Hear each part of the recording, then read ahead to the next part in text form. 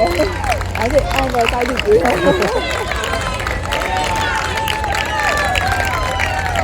소리가 조금 좋았죠, 좋아.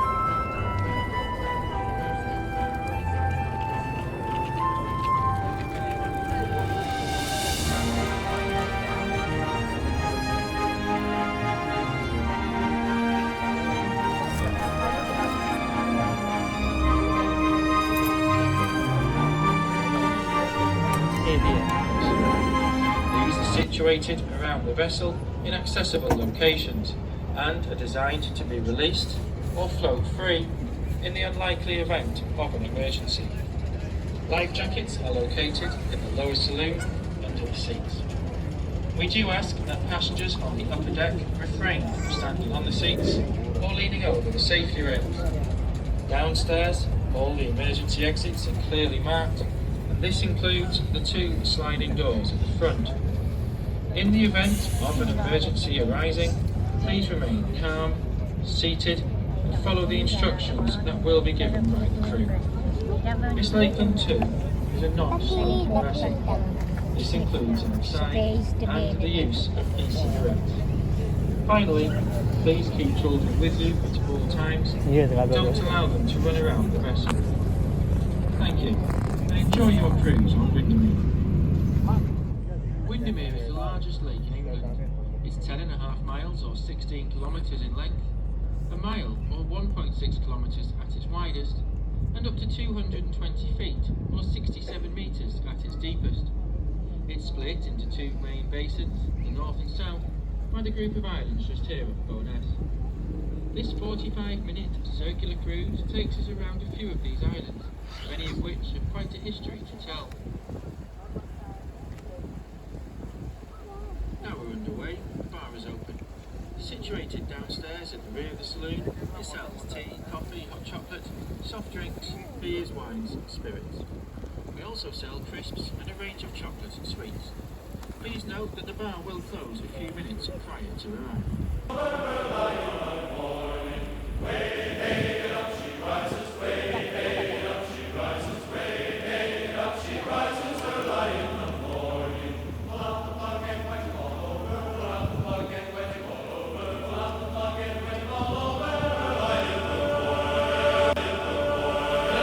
To our right is the largest and only inhabited island on the lake.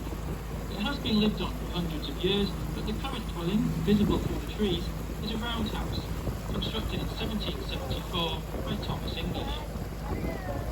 In 1781, English sold the island, and the new owner of Long Home, as it was known then, was Isabella Curran of Worthington Hall. She married her cousin, John Christian, took Isabella's surname and the couple made Longholm their residence.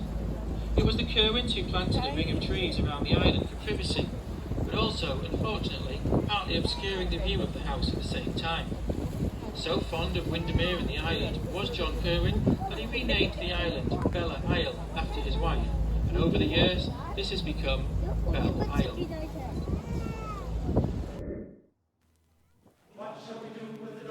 A very small island to the right here, which looks like a tree blue-tacked to a rock, is called Maidenholm. Now in the 1700s, Nicholson and Byrne toured the British Isles, writing about the weird and strange customs they came across on their travels. When they visited Bo'ness, they came across a very strange custom indeed. At the time, Bo'ness had a very small population where everyone knew one another. In order to ensure that couples who were betrothed to be wed were a suitable match, it was customary for the bride and groom to come out here to Maidenholm and spend 7 days and 7 nights together. If the couple could manage the week without one of them swimming ashore and running for the hills, then the wedding was allowed to go ahead. Otherwise, the match was forbidden.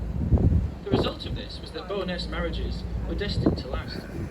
With the advent of tourism and easier travel, this tradition was done away with as the pool of potential partners became greater.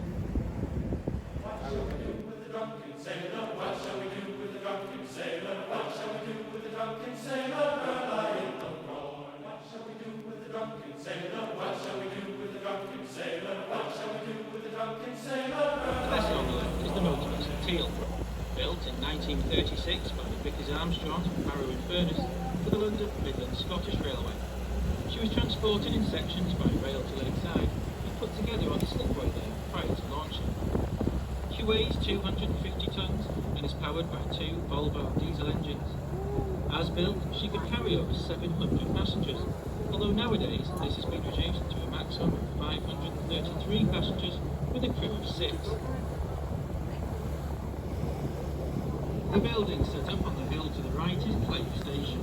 Built in the late 18th century as a viewing platform. The way it worked was that in each of the large windows there were 6 different colours of stained glass. 4 represented the different seasons of the year, and there was also for thunderstorms and pale blue for moonlight. The idea was you would come to the lake in the middle of summer and view it how it would look in winter and so on.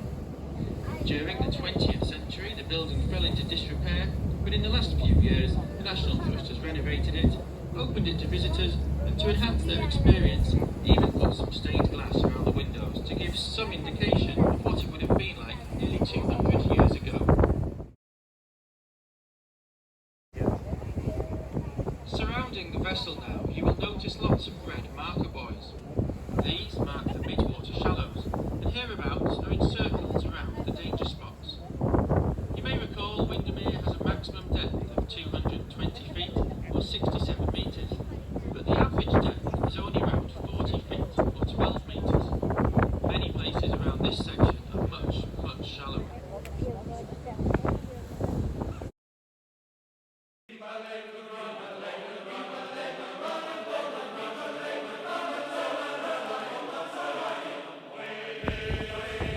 Across a couple of similar houses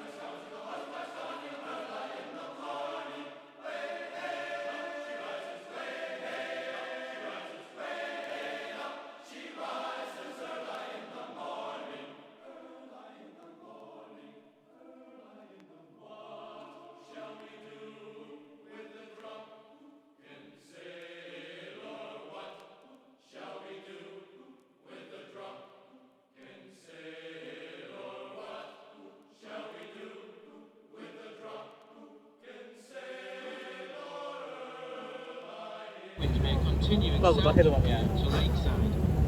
It's at Lakeside where the water has taken around 9 months to travel the length of the lake, exits out through the River Leven, dropping 138 feet over 7 miles into Morecambe Bay and the Irish Sea. Tama-tama ayaw na.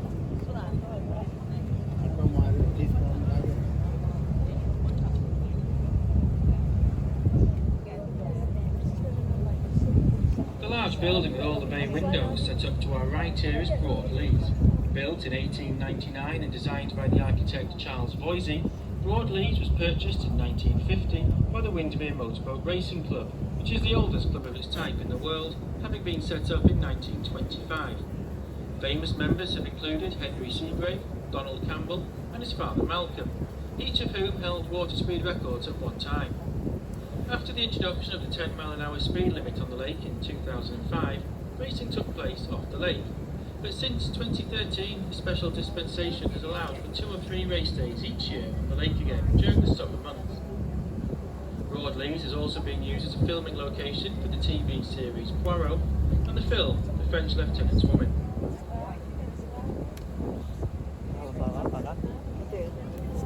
Ahead of us, the large cream building is Storrs Hall, which was built in 1790 for Sir John Lagard.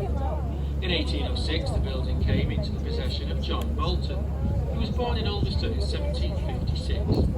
Bolton went on to enter the service of a leading firm of ship owners and West India merchants, and by 1790 he had made enough money to set up his own business. Once he obtained Storrs Hall, he set about enlarging the building, with the work finally being completed in 1811. Storrs remained in the family until 1887 and was then converted into a hotel, which opened in 1892. What shall we do with the drunken sailor? What shall we do with the drunken sailor? What shall we do with the drunken sailor? On the end of the stone jetty here is Storrs Temple, built in 1804 by Sir John Lagard to commemorate 4 naval heroes who gained victories during the Napoleonic Wars. On 4 of its 8 sides are the names of these men: Duncan, Vincent, Howe and Nelson.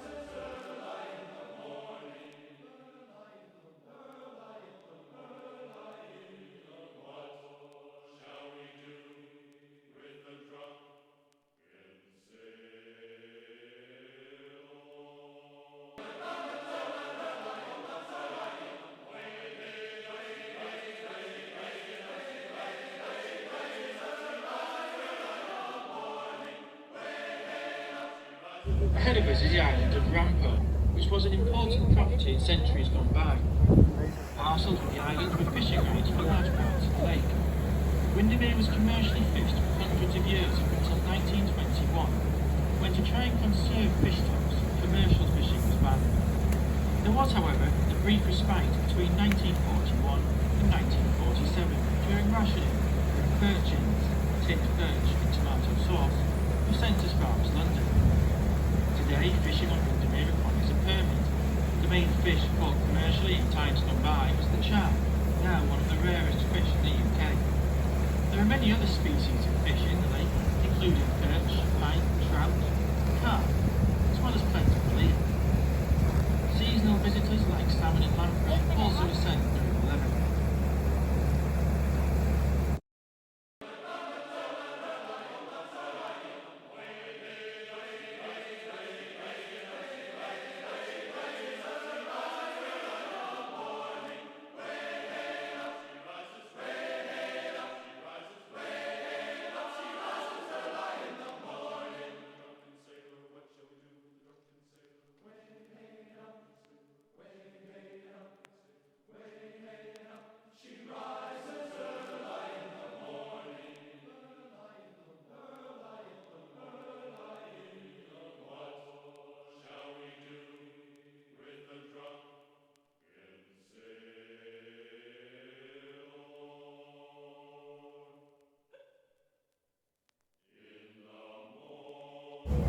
Crossing the lake at this point is the Windermere car ferry, named Mallard. She pulls herself across the lake using 2 steel cables, carrying up to 15 cars and 100 passengers on the 4-minute crossing. This cuts out a road journey of around 14 miles. Mallard dates from 1990 and is the 4th vehicle ferry to ply the route, the first one being introduced in 1870.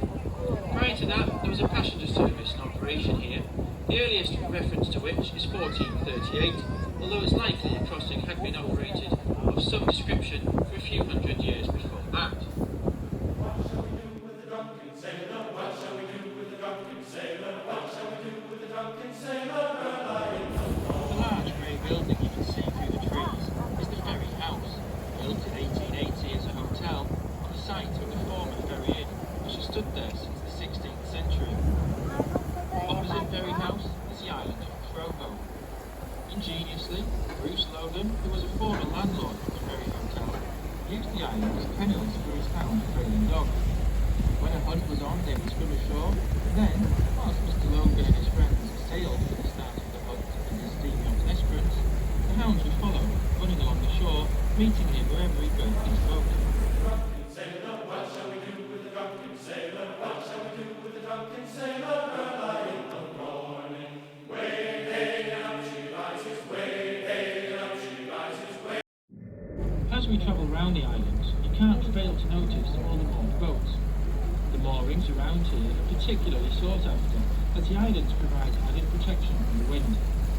Any boat with a mechanical form of propulsion has to be registered for use on the lake, and each year nearly 5,000 boats are registered with the local council.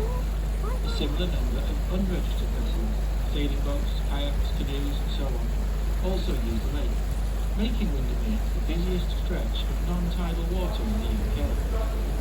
What shall we do with the drunken sailor? What shall we do with the drunken sailor? Early in the morning, way hey, and up she rises, way hey, and up she rises, way hey, and up she rises. Early in the morning, put him in the longboat until he's sober, put him in the longboat until he's sober, put him in the longboat until he's sober. Early in the morning. The 2 islands ahead of us are collectively known as the Lilies of the Valley.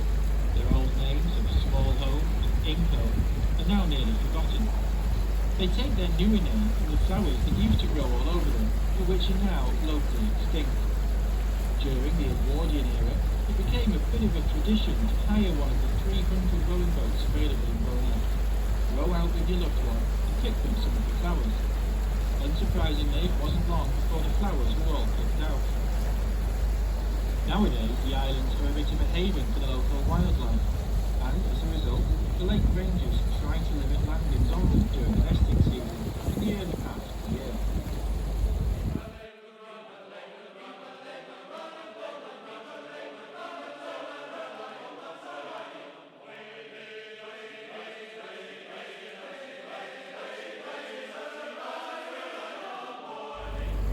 We're now passing Windermere's second largest island, Thompson's Home, or Tommy Home.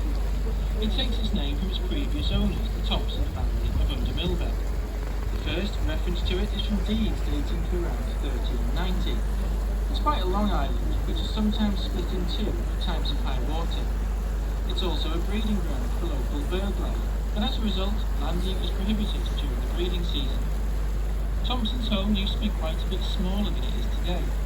When the lake was commercially dredged, sand is crossing the lake now, and you can see Windermere continuing north up towards Ambleside.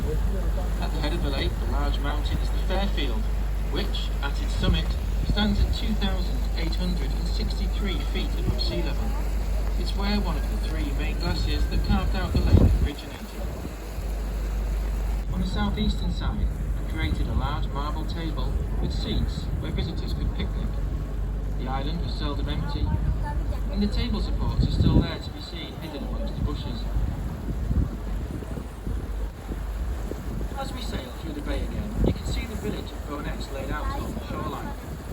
Prior to the arrival of tourism, Bowness was a small village that could trace its roots back a couple of thousand years. With the arrival of tourism in the early 19th century, the village expanded into what you see today. This expansion was aided by the introduction of excursion vessels on the lake in the 1830s. These first tourist boats were simple rowing boats, but in 1845 the luxurious paddle steamer, Lady of the Lake, was introduced. Successive steamers were made larger and larger to help accommodate the masses that arrived by rail to the lake. The first railway reached the village of Birthwaite, just up the hill from Bowness, and now renamed Windermere, in 1847.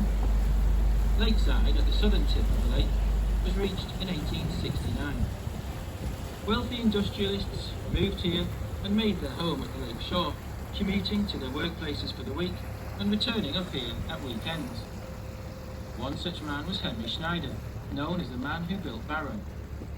He purchased the Bellsfield, the large cream building dominating the view behind the piers there. The Bellsfield had been built in 1845 as a mansion for the Baroness de Sternberg, who had died in 1859. Schneider commuted to Barrow daily in his steam launch Esperance, which is now kept in the Windermere Jetty Museum. His butler would precede him down the lawn in the morning with his breakfast, which was eaten on the voyage to Lakeside. At Lakeside, Schneider boarded his private railway carriage cum office and started work on the way to Barrow. The Bellsfield is now a hotel.